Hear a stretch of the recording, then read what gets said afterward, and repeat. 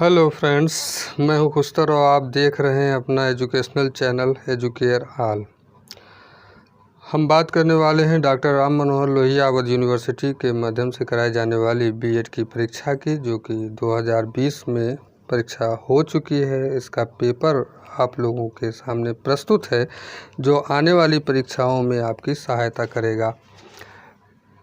ये paper second है। इससे पहले भी कुछ पेपर्स थे, जो फर्स्ट पेपर था, सेकंड पेपर था, थर्ड पेपर था, इंग्लिश का था, उर्दू का था और नॉलेज ऑफ करिकुलम का था। उसको अपलोड किया जा चुका है, आप उसको चेकआउट कर लें और इसको भी समझने की कोशिश करें कि इसमें क्या दिया जाता है। Psychology of learning and development है ये। साइकोलॉजी मीन्स होता है मनोविज्ञान और लर्निंग माने होता है शिक्षा का मनोविज्ञान एंड डेवलपमेंट और विकास। इस तरीके से प्रश्न पत्र का नाम भी यही है।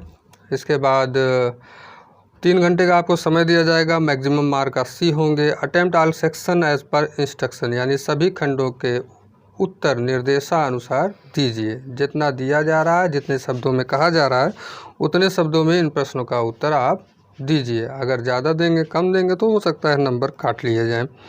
तो यहाँ सेक्शन ए खंड आ दिया है। Very short answer type question है, यानी अति लघु उत्तरीय प्रश्न दिए गए हैं। Attempt all question give answer of each question in about 50 words, यानी सभी प्रश्नों के उत्तर दीजिए। प्रत्येक प्रश्न का उत्तर लगभग 50 शब्दों में होना चाहिए। अब पहला प्रश्न है कॉन्सेप्ट ऑफ एजुकेशनल साइकोलॉजी, यानी शैक्षिक मनोविज्ञान का प्रत्यय या उद्देश्य कह सकते हैं। शैक्षिक मनोविज्ञान का क्या उद्देश्य है, इसके बारे में आप बताइए। ये था आपका पहला प्रश्न। दूसरे प्रश्न की तरफ हम चलते हैं। दूसरा प्रश्न यहाँ आपकी स्क्रीन पे आ चुका है। डिफरेंटिएट बिटवीन ग्रोथ एंड डेवलपमेंट, अभिवृद्धि और विकास में अंतर कीजिए। डेवलपमेंट और ग्रोथ यानी वृद्धि और विकास में अंतर बताना है। इसमें ज़्यादा शब्दों पे ज़्यादा सोचिए नहीं कि अभिवृद्धि माने क्या है और क्या दे दिया है। ग्रोथ माने वृद्धि होती है और डेवलपमेंट माने विकास। समझ लीजिए साधारण रूप से कि बालक का विकास और उसकी वृद्धि में अंतर बताना है। फिर इसके बाद है थर्ड क्वेश्चन कि राइट स्टेजेस ऑफ डेवलपमेंट, विकास की अवस्थाएँ बताओ। विकास कितनी अवस्थाओं से होकर गुजरता है, ये बताना है। What do you mean by learning, आप सीखने को यानी अधिगम से आप क्या समझते हैं। लर्निंग माने होता है सीखना। सीखने से आप क्या समझते हैं, यानी अधिगम से आप क्या समझते हैं। और उसके बाद है पांचवा डिफाइन पर्सनालिटी, व्यक्तित्व को परिभाषित कीजिए। हर व्यक्ति के पास अपना व्यक्तित्व है, उसको परिभाषित कीजिए। जो किताबों में आपने पढ़ा है उसी के अनुसार बताइए, परिभाषित कीजिए। What is the modern concept of intelligence, बुद्धि की आधुनिक अवधारणा क्या है, ये आपको बताना है। Right 5 symptoms of mentally healthy person, मानसिक रूप से स्वस्थ व्यक्ति के 5 लक्षण लिखिए। मानसिक रूप से जो व्यक्ति स्वस्थ है उस व्यक्ति के 5 लक्षण, सिम्टम माने लक्षण होता है, आराम से उसके लक्षण को बताइए, यहाँ पे परिभाषित कीजिए। फिर आपके सामने ये है 8वां प्रश्न। What do you mean by educationally backward children, यानी शैक्षिक रूप से पिछड़े बालकों को से आप क्या समझते हैं। आपका मतलब क्या है कि जो शैक्षिक रूप से पिछड़े हुए बालक हो, वो किस प्रकार के बालक होते हैं, यहाँ बताना है। What is transfer of learning, अधिगम का स्थानांतरण क्या है, यानी जो सीखने का स्थानांतरण है कैसे होता है। Right the main problem of adolescence, किशोरावस्था की मुख्य समस्याओं को बताइए। एडल्ट से बना है तो एडोलेसेंस से बताइए कि आप उसमें समस्याएं क्या आती हैं किशोरावस्था की। तो सेक्शन बी यहाँ पर खंड बा चालू हो गया है। शॉर्ट आंसर टाइप क्वेश्चन, लघु उत्तरीय प्रश्न दिया है। Attempt all question, give answer of each question in about 200 words, 200 शब्दों में आपको प्रश्नों का उत्तर देना है। सभी प्रश्नों के उत्तर दीजिए। प्रत्येक प्रश्न का उत्तर लगभग 200 शब्दों में हो। अब इसके बाद हम पेज को पलटते हैं। यहाँ पे लिखा हुआ है, देख लीजिए, पीटीओ पलट देते हैं। अच्छा, फिर इसके बाद आता है education and psychology are complementary to each other, explain it. शिक्षा और मनोविज्ञान एक दूसरे के पूरक हैं, इसकी व्याख्या कीजिए। तो ये तो सभी लोग जानते हैं, शिक्षा और मनोविज्ञान एक दूसरे के पूरक हैं, लेकिन इसको बताना पड़ेगा क्यों है, कैसे हैं। अथवा अगर आप उस प्रश्न को नहीं हल कर पा रहे हैं, दूसरा प्रश्न हल करें। Discuss the scope of educational psychology, शिक्षा मनोविज्ञान के क्षेत्र की विवेचना कीजिए कि इसका स्कोप कितना है। Describe various factor influencing development of children, बच्चों के विकास को प्रभावित करने वाले विभिन्न कारकों की व्याख्या कीजिए। अथवा अगर ये भी नहीं कर पाते हैं, दूसरा करें। Discuss the different theories of development, आप विकास के विभिन्न सिद्धांतों की विवेचना कीजिए कि किस तरीके से विकास संभव है। उनका सिद्धांत है अलग अलग, उनको आप अध्ययन किए होंगे, तो उनके सिद्धांतों को आपको बताना होगा।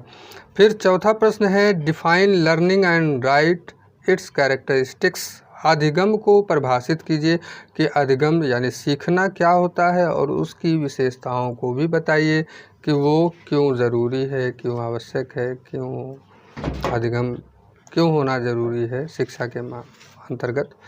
इसके बाद ये था चौथा प्रश्न। अब हम आते हैं अपने इसके अथवा वाले प्रश्न पर।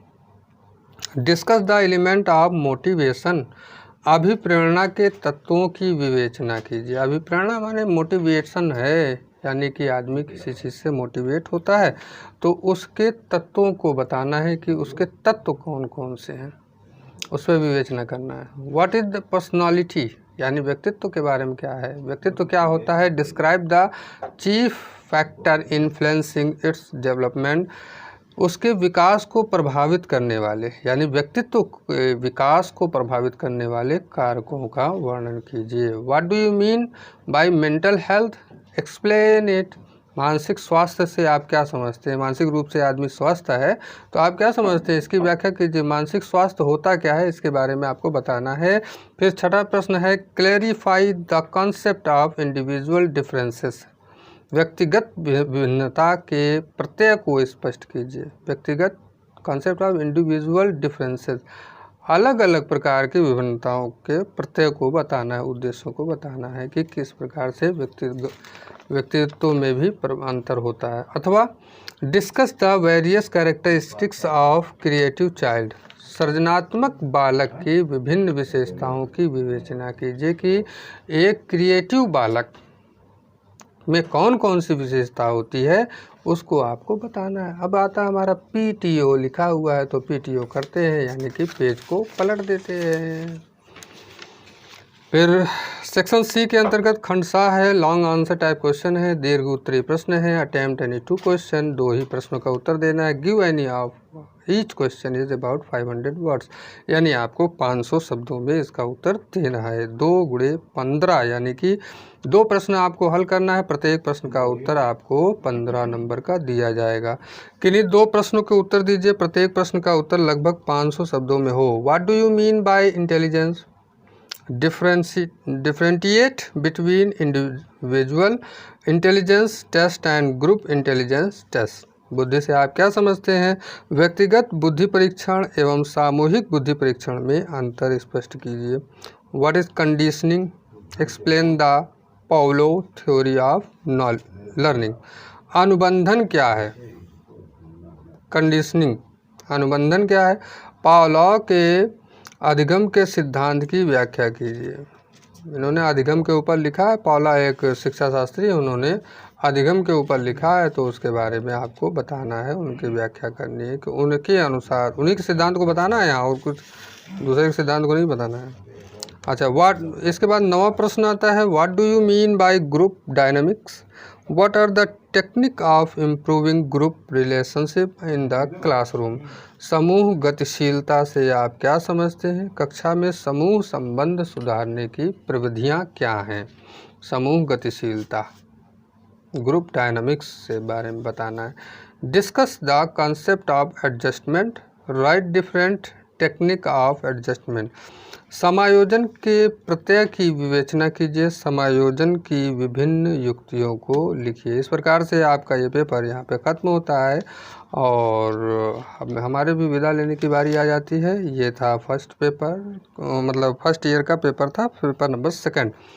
और आप लोगों को अगर अच्छा लगा हो तो हमारे चैनल को सब्सक्राइब करें, बेल आइकन को भी दबा लें ताकि नोटिफिकेशन मिलता रहे, और लाइक करें, शेयर करें, अपने दोस्तों को भी बताएं कि यहाँ से आप नए नए पेपरों के बारे में जानकारियाँ ले सकते हैं। Thank you.